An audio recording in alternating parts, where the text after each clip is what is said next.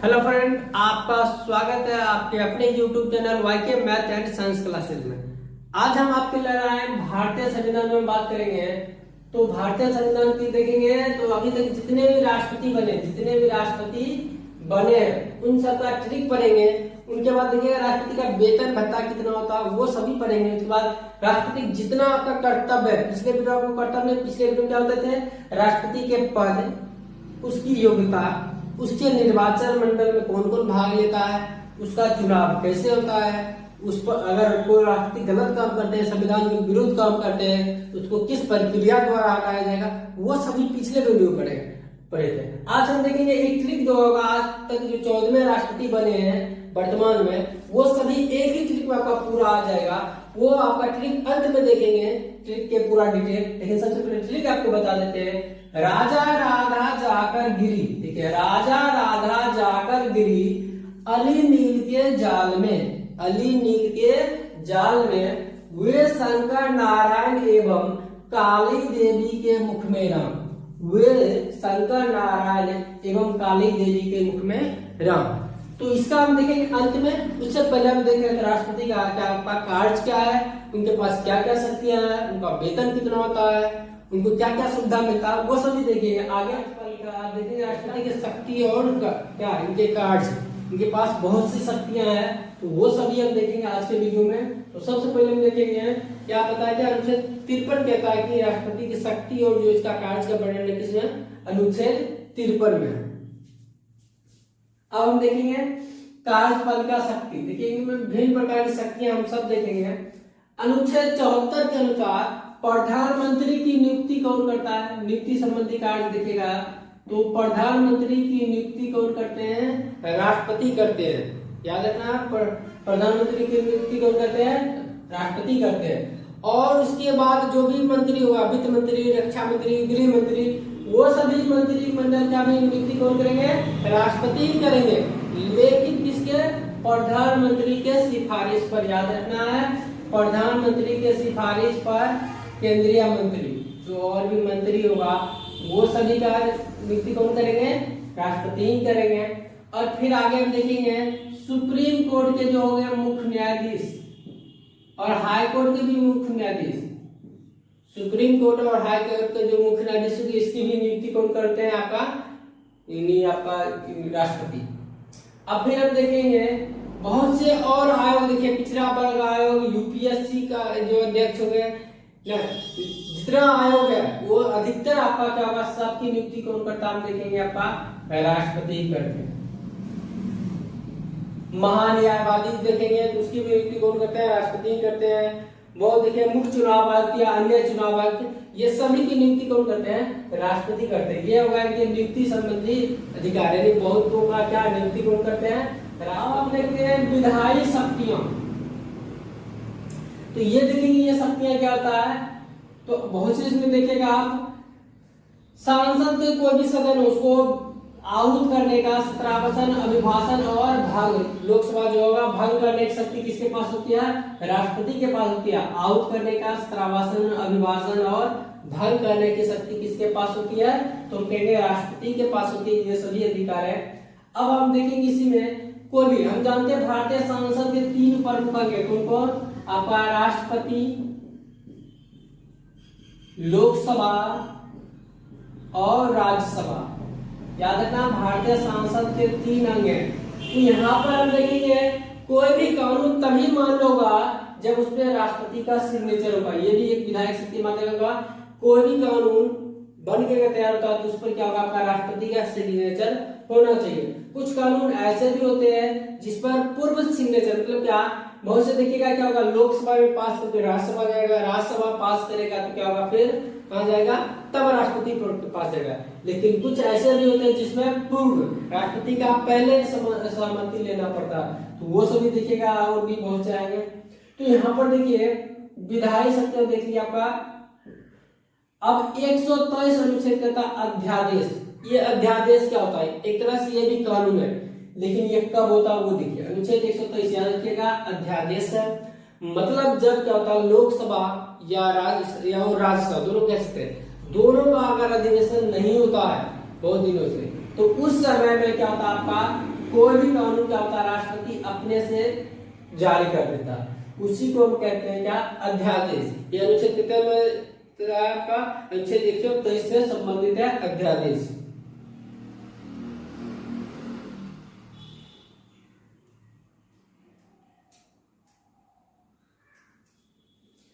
फिर हम देखेंगे संयुक्त बैठक 108, अनुच्छेद 108।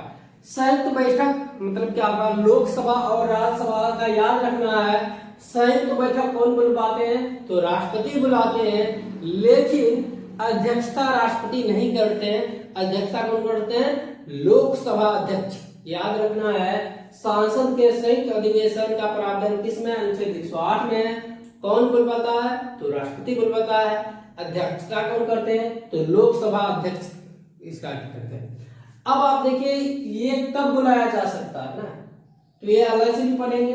संयुक्त अधिवेशन उस स्थिति में बुलाया जा सकता है कि कोई भी एक सदन, लोकसभा किसी कानून को पास कर दिया, राज्यसभा उस पर रिजेक्ट कर दिया उसको, मतलब क्या, दोनों एक दूसरे पर क्या असहमत। इस स्थिति में या आप ये कह सकते हैं, जब लोकसभा क्या होगा, कानून को पास करके राज्यसभा में भेज दिए और राज्यसभा क्या किया, उसको 6 महीने तक ऐसे ही अपने आप क्या किया, रख लिया, उस पर जवाब ही नहीं दिया क्या पास होगा या नहीं होगा, तो उस स्थिति में बुलाया जा सकता है। या तीसरा हम देखेंगे और देखेंगे ये भी हम कह सकते हैं क्या, दोनों एक ही कानून पर असहमत भी हो सकता है। ऐसा भी हो सकता है दोनों क्या होगा, अंतिम रूप से कानून पर असहमत हो, तो 3 स्थितियों में आपका क्या होगा, ये संयुक्त बैठक बुलाया जा सकता है।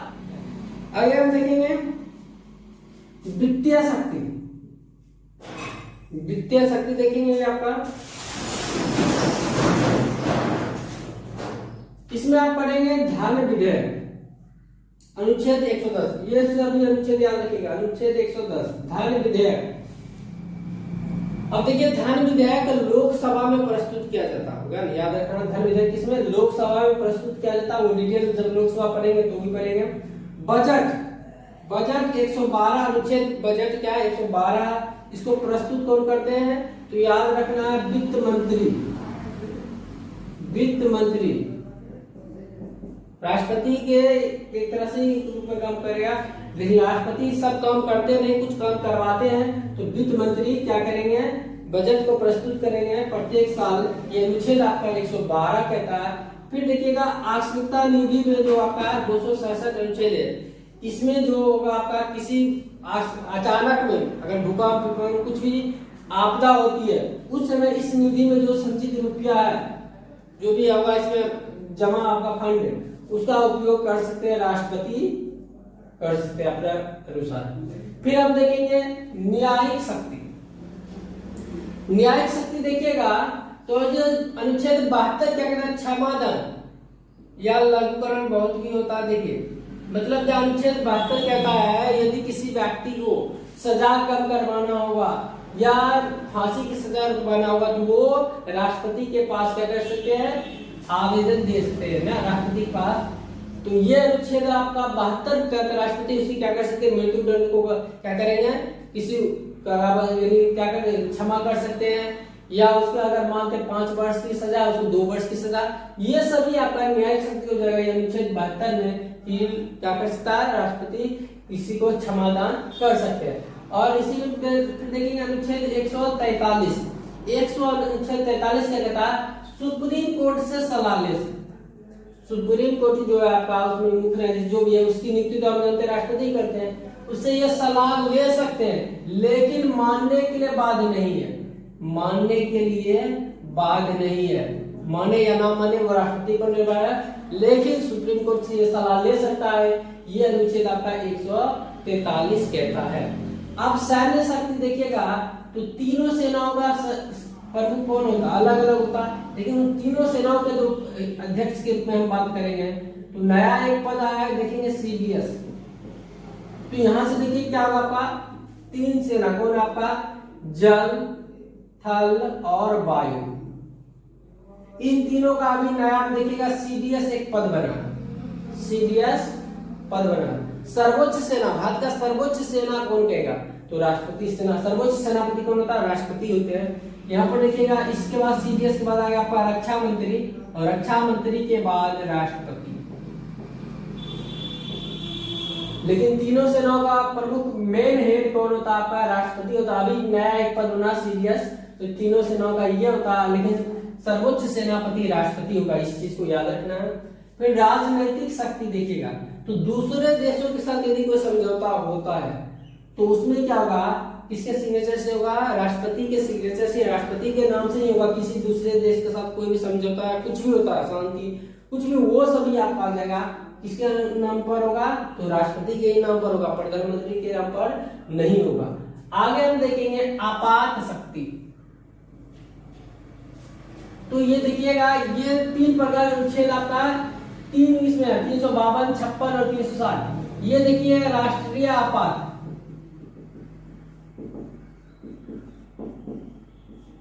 और ये राष्ट्रपति शासन 356,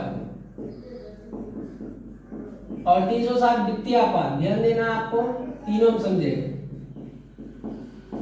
352 राष्ट्रीय आपात कब लगाया था?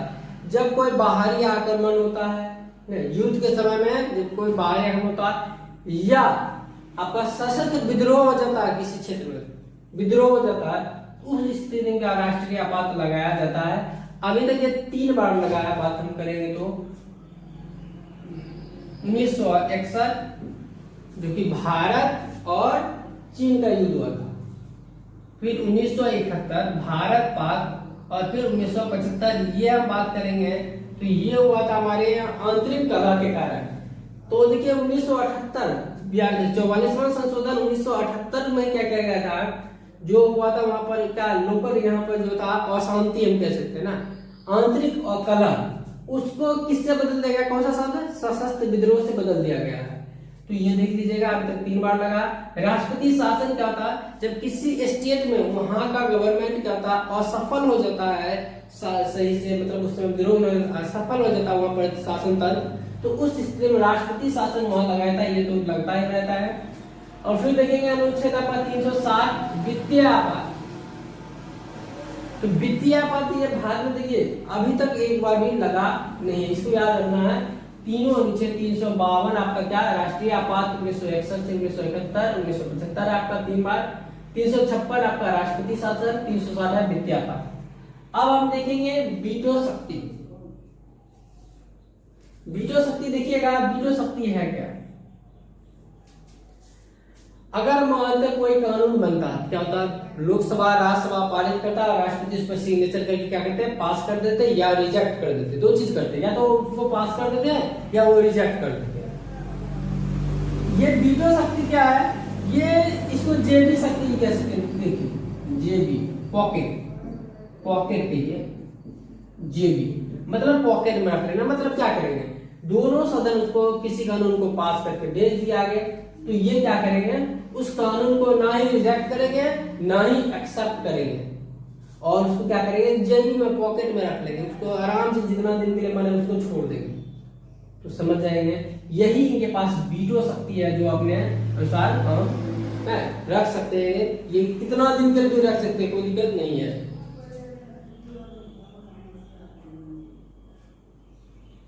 और सबसे पहले देखिएगा 1986 में वीटो शक्ति का प्रयोग किए थे ज्ञानी जैल सिंह।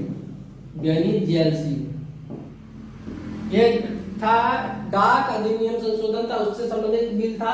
इसको क्या किया? ज्ञानी जैल सिंह ने उसको पास नहीं, आराम से पॉकेट में रख दिए।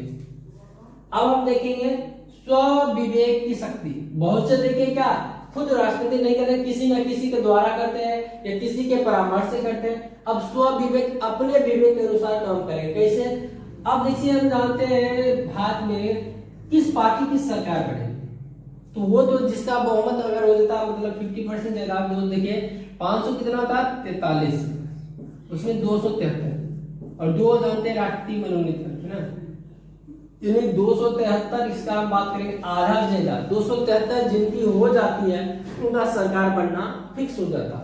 लेकिन कभी कभी देखिए ऐसा हो सकता, ध्यान दीजिए, ए पार्टी 250 सीट लाए, बी पार्टी 200 सीट लाए, सी पार्टी देखेंगे 50 सीट लाए, डी पार्टी देखेंगे ऐसे करके आपको समझिए जितना टोटल है ये मान लेते हैं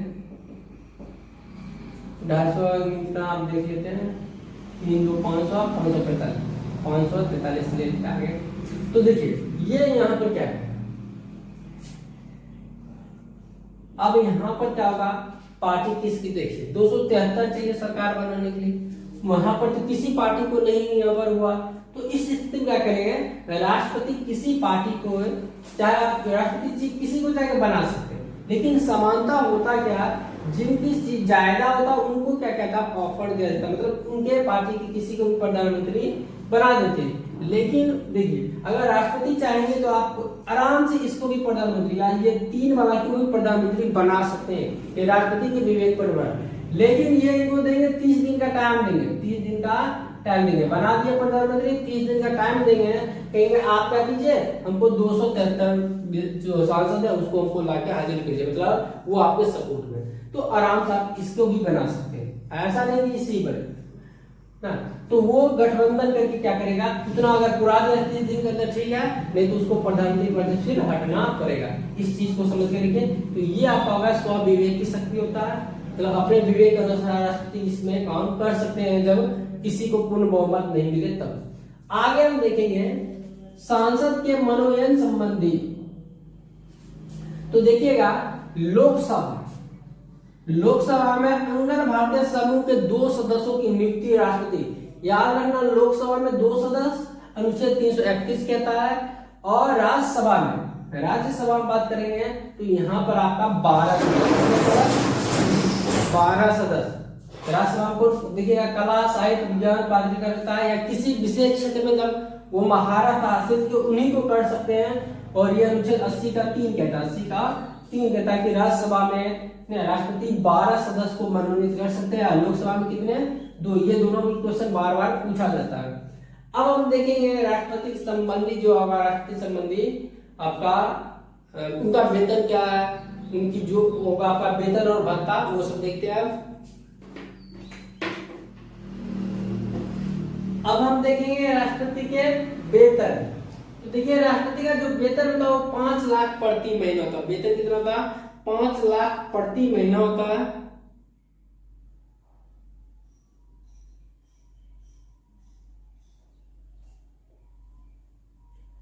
और फिर देखिए इस वेतन में कोई भी टैक्स नहीं लगता, मतलब ये टैक्स फ्री वेतन होता है। कितना 5 लाख का महीना जो होता है वो टैक्स फ्री वेतन होता है।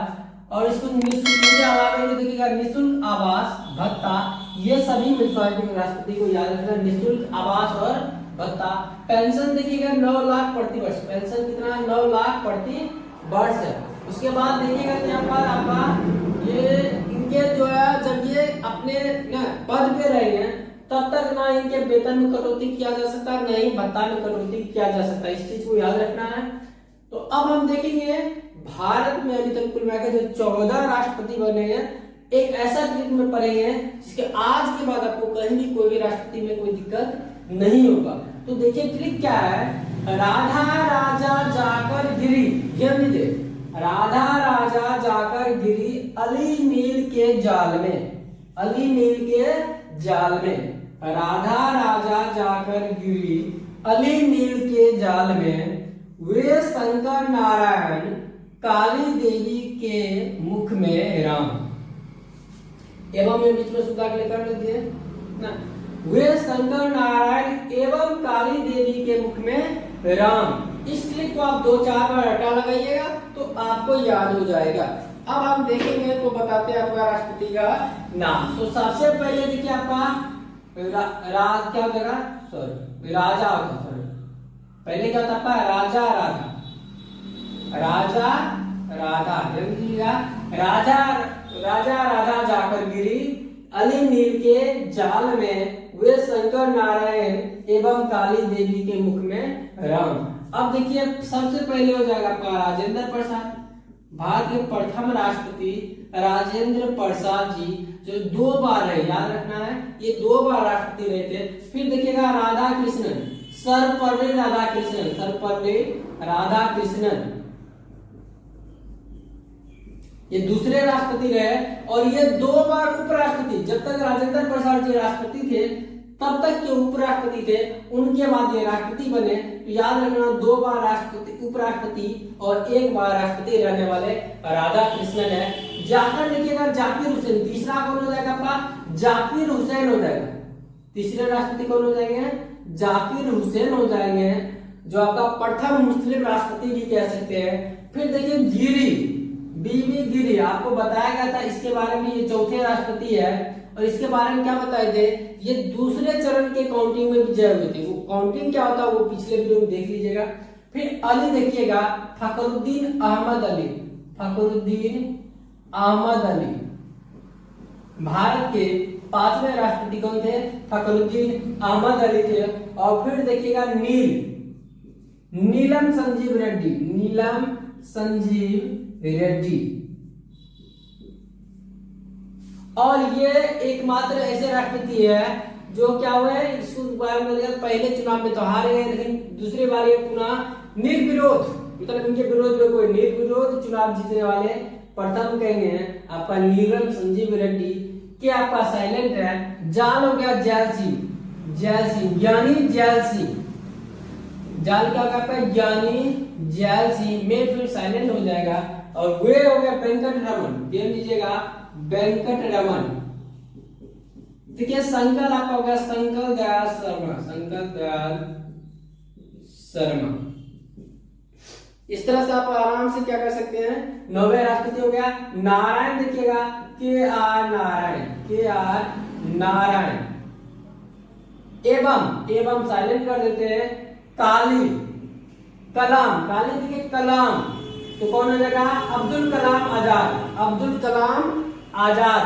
कितने राष्ट्रपति थे, तो आप देखेंगे ये 11वें राष्ट्रपति थे। 12वें राष्ट्रपति देवी, प्रथम महिला राष्ट्रपति भारत की हम बात करेंगे प्रतिभा देवी सिंह पाटिल, प्रतिभा देवी सिंह पाटिल।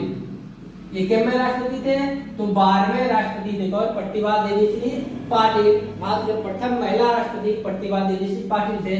और मुख्य में देखिए, मुख्य हो गया मुखर्जी, प्रणब मुखर्जी, कौन, प्रणब मुखर्जी। ये भारत के कौन से 13वें राष्ट्रपति थे।